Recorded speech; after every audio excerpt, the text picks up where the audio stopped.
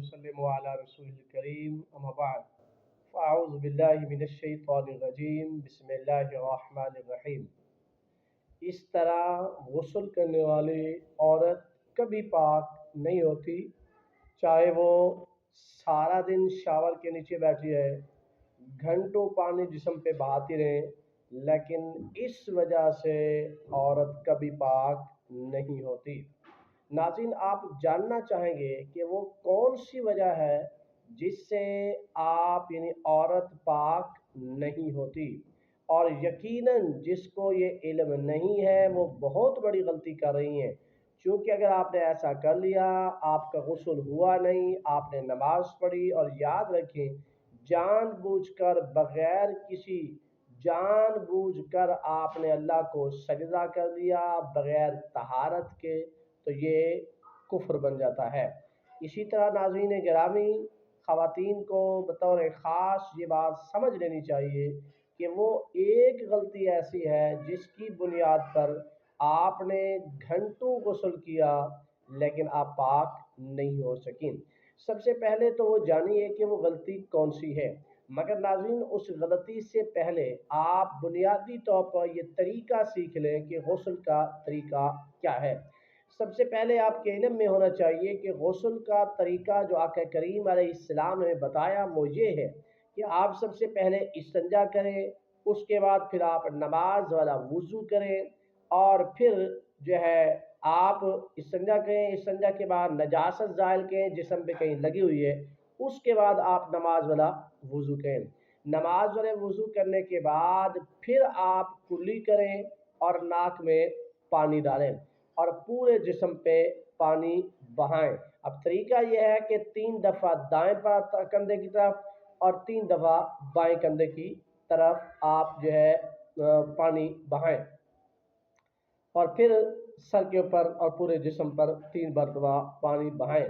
जिस्म का कोई हिस्सा खुश्क न रहे तो आपका गुस्ल हो जाएगा। ये तरीका है जो आका करीम अलैहिस्सलातु वस्सलाम ने अपनी उम्मत को तालीम फरमाया, और उम्मत ने इसी तरीके पर अमल किया, और आज तक यही तरीका चला रहा है और क़यामत तक इसी तरीके पर अमल किया जाएगा। कोई शख्स इससे दाएं बाएं नहीं हो सकता, अगर होगा तो उसकी तहारत के अंदर कमी वाक़े हो जाएगी।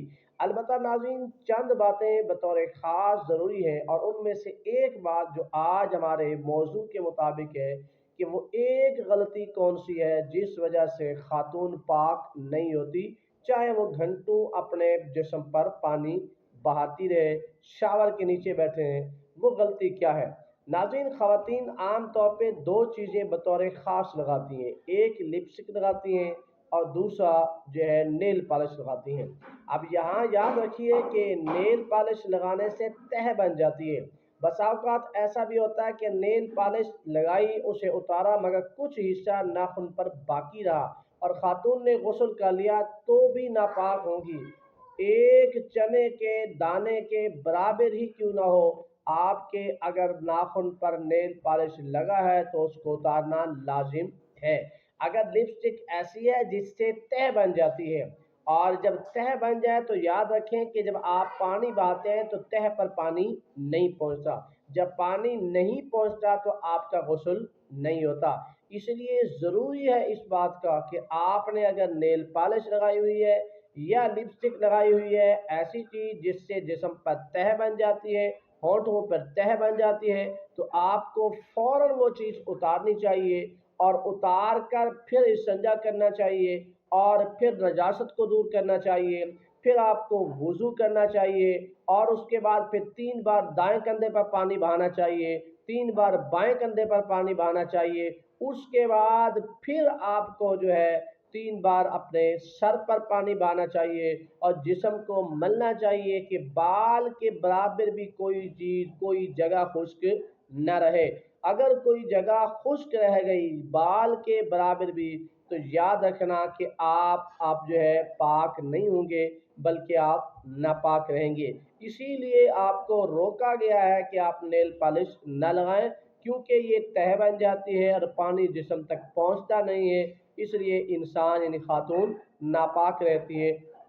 इसीलिए हुक्म किया गया है کہ غسل کرتے ہوئے خاتون جو ہے اپنے جو ہاتھوں سے نیل پالش کو اتار لے۔ امید کرتا ہوں کہ آپ کو میری بات سمجھ آ گئی ہوگی، اور یہ صدقہ جاریہ سمجھتے ہوئے دوسرے احباب تک، دوسری خواتین تک یہ شیئر کریں، تاکہ ہر ایک خاتون کو اس کا علم ہو جائے۔ اگر مرد ہیں تو اپنے گھر والوں کو بتائیں، جو ہے فیملی کو بتائیں کہ اگر کہیں یہ ایسی غلطی ہے تو اس غلطی سے اپنے آپ کو دور کر لیں، تاکہ ان کا غسل کامل ہو۔ اور جب غسل ہوگا، طہارت ہوگی، پھر نماز کا بھی ثواب ہے، قرآن پاک کا تلاوت کا بھی ثواب ہے، ورنہ آپ نماز پڑھ کر، قرآن پڑھ کر بھی گناہگار رہیں گے۔